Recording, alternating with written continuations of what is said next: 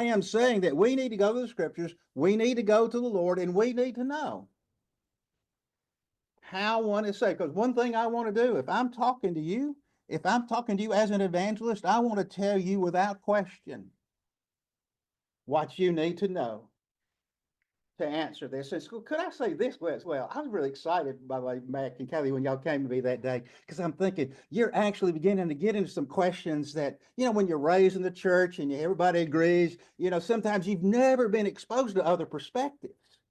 And that's a wonderful thing, because what it forces you to do, it forces you to start studying. Start looking at verses before and realize there's some sincere people say it means this. Here's some people that say it means this. And each of us individually ought to take that time to try to see what the Bible teaches.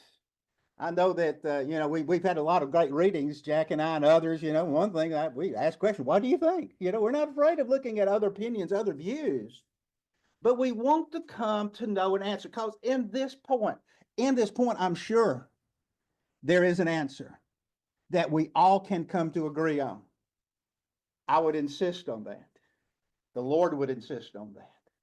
And so the key thing I want to bring to you today is that salvation is a product of God's promises.